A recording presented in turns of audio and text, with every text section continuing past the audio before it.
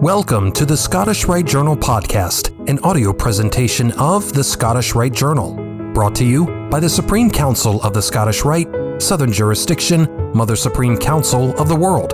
This week's article is The Basement Tapes, Exploring and Preserving the House of the Temple Lost Media Archive by Brother Maynard Edwards, 33rd degree, and comes from the July-August 2025 issue of the Scottish Rite Journal. As I carried the ancient-looking wooden case into my office, Brother Chris Ruley, 32nd degree KCCH, Assistant Grand Historian and Assistant Grand Archivist, and Museum Curator Olivia Curcio followed closely behind. They both wanted to see this new toy in action.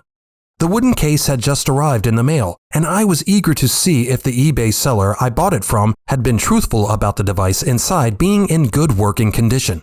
I undid the two silver latches holding the lid down and revealed the face of a contraption that was totally unfamiliar to my millennial colleagues. There was an electrical plug wrapped up inside, and its condition didn't inspire confidence. But I braved ahead and plugged in the nearly 50-year-old device. "This thing is going to catch fire," Chris joked. "Nah, it's fine," I said, not entirely convinced that he was wrong. "Tape?" I said, holding out my hand to Olivia. She handed me a thin, white cardboard box that had not been moved from its shelf in the House of the Temple archive since before Eisenhower was president. I opened the box and pulled its contents free, a clear plastic reel of dull, brown recording tape. Although I hadn't threaded a reel-to-reel machine in more than 2 decades, like riding a bike, I had not forgotten how. Within a few seconds, the tape was through the machine and ready to roll. I pressed the play lever, and both the supply and take-up reels moved in unison. A gentle hiss came from the built-in speakers. The hissing lasted for several seconds, and my unindicted co-conspirators stared with raised eyebrows. I could almost hear them thinking, "No way this thing works." As the hissing continued, I was about to agree with their unspoken doubt, but then there was a short crackle in the speakers, quickly followed by a clear, baritone voice.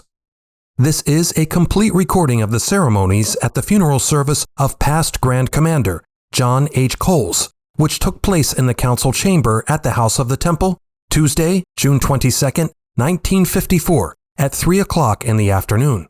The three of us listened as organ music faded in, followed by the voice of past Grand Commander Thomas Joshua Harkins, 33rd degree, delivering a full eulogy for Grand Commander Coles. Cole's mortal remains soon would be interred into the walls of the House of the Temple.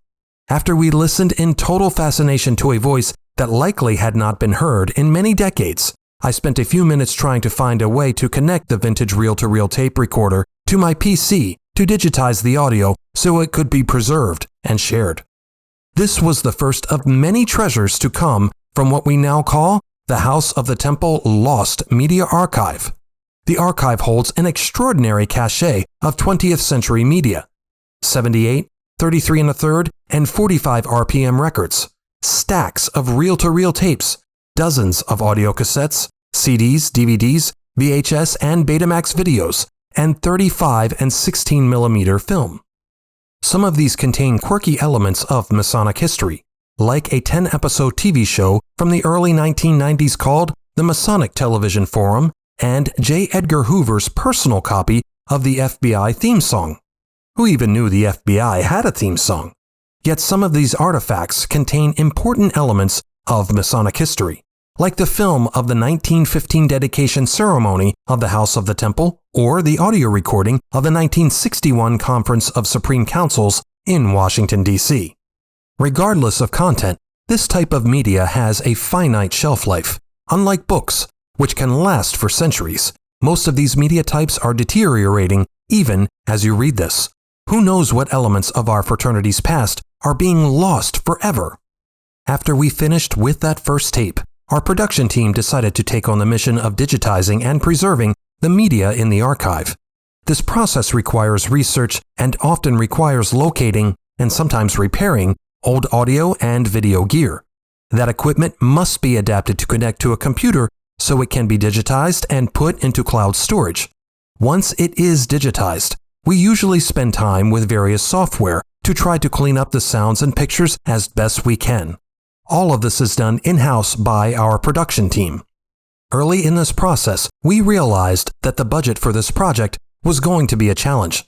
Thus, we came up with an idea we think of as a win-win proposition and created a members-only section on our popular YouTube channel. For just $2 per month, members of our Lost Media Archive feed are pledging to support our ongoing effort to digitize and restore these irreplaceable pieces of Masonic history. In exchange, we give the members access to everything we digitize, and we already have amassed a huge number of audio and video pieces.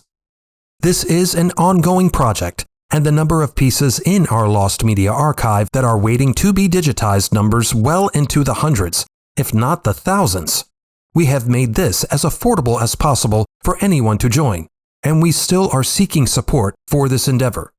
Whether you are an AV nerd who has bought Guns N' Roses' Appetite for Destruction in 10 different formats, or you want to help preserve our fraternity's history, to learn more, visit www.youtube.com/ScottishRiteMasons/join. Like and share this article, and don't forget to subscribe to the channel. If you wish to comment, please leave one, and as a reminder, hit the notifications bell. Any accompanying photographs or citations for this article can be found in the corresponding print edition. The Scottish Rite Journal is published by the Supreme Council of the Scottish Rite, Southern Jurisdiction, Mother Supreme Council of the World. Mark Dreisenstock, 33rd degree, Managing Editor. I'm your host, Matt Bowers.